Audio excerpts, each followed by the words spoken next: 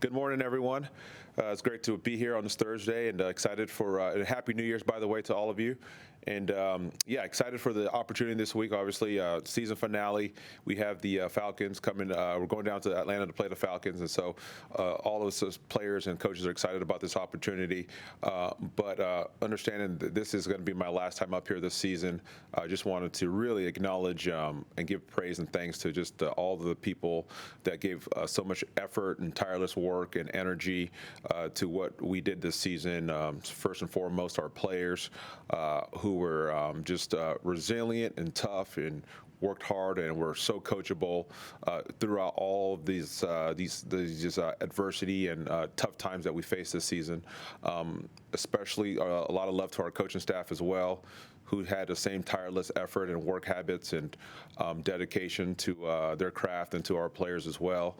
And I want to point out to J.C. Horn as well, just a big congrats to him, and well-deserved honor of making a Pro Bowl, and just an outstanding season. And so I want to give acknowledgement to all those people. And then there's a lot of people behind the scenes, staff and staff members and things of that nature that help out. And certainly want to acknowledge all the people in the building that help us do our job. And lastly, I want to acknowledge my family for just all of their support and love and dedication that they've given to me to allow me to have the career that I have.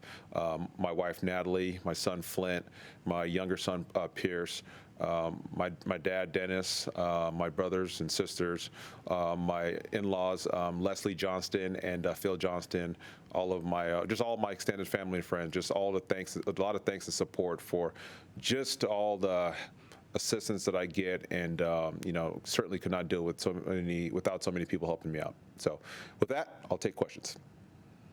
All right, we will go to David, followed by Mike. Hey, Coach, Happy New Year. I wanted to ask you specifically on Horn, what do you think put him over the top as far as making the Pro Bowl? Anything you saw special this year? Any stat that stood out to you more than others? I'm not going to get too much into stats, but when you put on the tape and you just watch the way he plays, the way he's able to cover man to man. He's in the boundary. He's on the island most of the time. He's not getting a lot of help. He draws the other team's best assignment. And, I just think week to week, we play all these teams, and you talk to some of these coaches across the league pregame, and the first thing to talk about is just how great he's playing out there and how hard he is to go against. And so I think just there's a lot of appreciation and acknowledgement from across the league about the quality of player that he is. And and it just didn't start this season. I think what a lot of people probably don't know is all of the hard work that he has been putting in since the end of last season to get himself ready to play this season and stay healthy and stay on the field. And I couldn't be more proud of just the person and player that he is, and all the hard work and dedication that he did to put himself in this position. And last week's game, you didn't have him in there, and Baker obviously had a big day. The Tampa Bay overall had a big day. How do you look at what happened in that game? Because social media, you took a lot of heat and around in other places. I was curious, what did you put on the blame for what happened there? Well, we got to coach better. We got to play better, and there's a lot of things that just did not go well in that game, and we all acknowledge that and we all own it, and we certainly can't allow that to happen. And so we got to play better and we got to coach better. And there's a lot of things. It wasn't just one thing. It wasn't people missing or any of that stuff. We got to just do our jobs better. And I hate to ask this, and you said it's your last press conference this year. Do you anticipate being back next year? I'm honestly not worried about that at all. I'm solely focusing on the Falcons, and I think that is the mindset of myself, all of our players, our staff.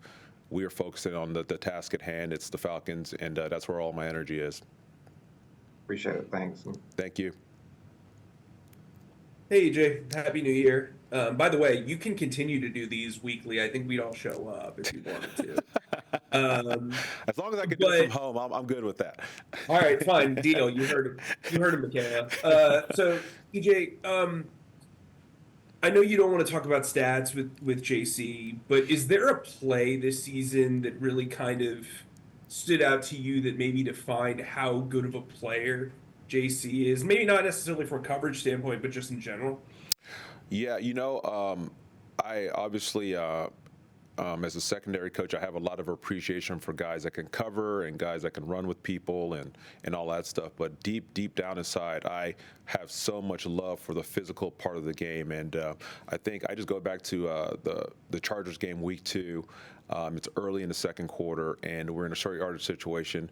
They run a duo play, a downhill run that bounces to the edge, and then JC shows up with a big boy tackle, knockback tackle, and really hit the heck out of the running back. And there's been multiple examples of that this season, as well as you see some of the sacks that he's had. And so as much great of a cover guy as he is, as sticky man as he is, his ability to show up physically in the run game and the crack replace game, it's been outstanding this season.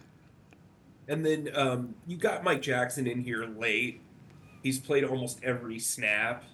What have you learned about him as a player, and what's been most impressive about his status within the defense as a 17 or 16 game starter to this point? Yeah, he's done a great job. He got in late in training camp and really learned the defense really quickly. And I think you've seen his comfort level in the defense grow as the season has progressed. And very, very intelligent player, great work habits. The other day, it was the day after Christmas. I'm going into Coach Cooley's office to ask him a coverage question, and Mike Jackson there at 6 something in the morning, and they're going through some stuff, and so that just kind of talks to his preparation and what he does to get ready. And so, been so pleased with him and so happy for how he's played, and he certainly should be acknowledged for the work that he did this season. Thank you. All right, we'll go to Joe, followed by Alex, followed by Mike Solarte. Hey, Jay, Happy New Year. Happy New Year, Joe. You guys have given up a lot of points this year and did last year as well. I remember talking to you last year on these Zooms, and the offense had gone for a lot of fourth downs and given you a lot of short fields to defend. What do you think has been the problem? A couple things, I guess, to keeping teams out of the end zone this year. Yeah, I mean, we got to play better in the red zone, certainly. That's part of it. We got to give up less explosive plays. And so there's been a lot of factors that have led to us not performing as well as we like from that standpoint. And so, hey, it is what it is. We have one more opportunity to go and play a heck of a game and try to keep these guys out of the end zone. And so that's what we're looking forward to. How would you sort of assess the season defensively? I mean, I know it's a long year, ups and downs. But where would you assess it going into Week 18? Well, I've been very proud of the work that the players and coaches have put in, and I've been very proud of their resilience that they showed despite the negative results that we've received this season.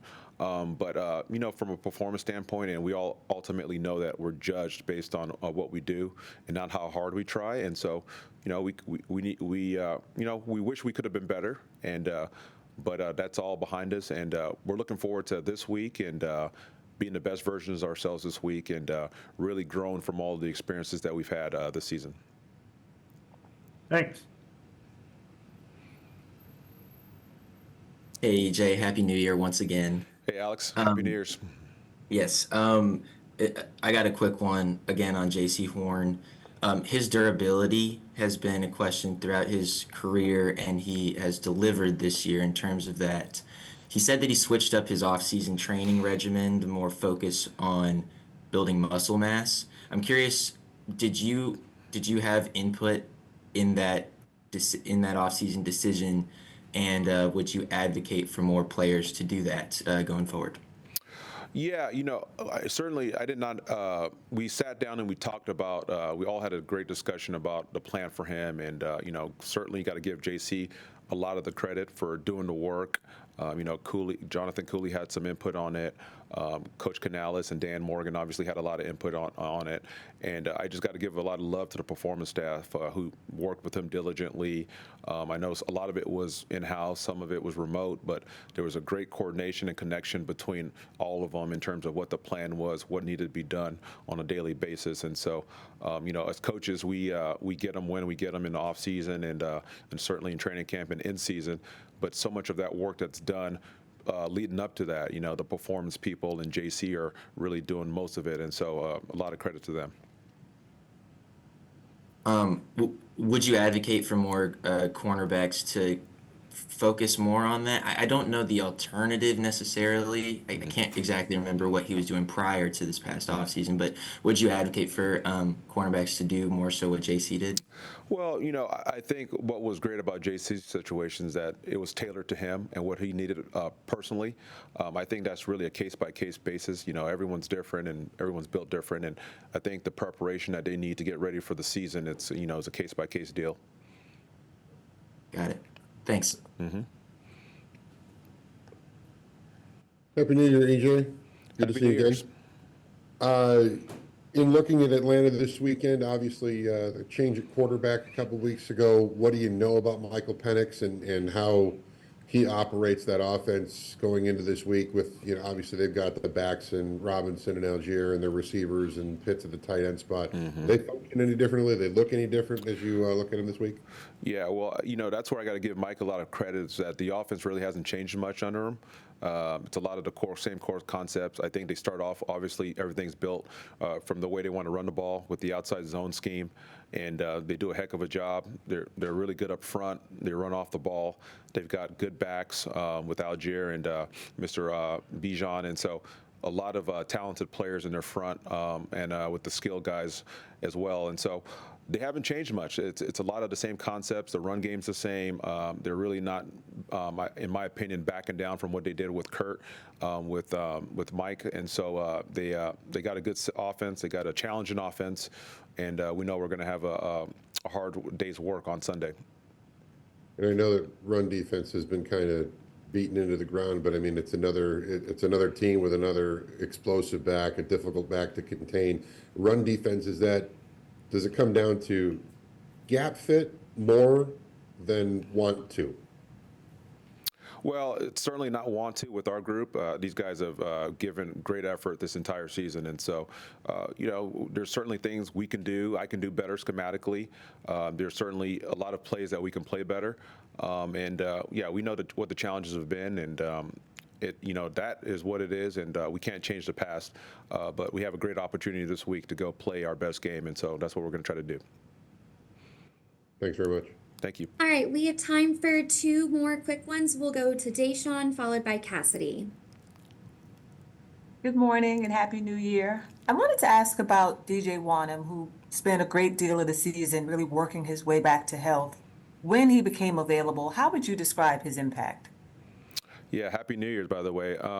He's been tremendous, and we envisioned this was the player we're going to get when we watched him out at Minnesota last year, and obviously he had the setback with the injuries, and this guy has been a tireless worker.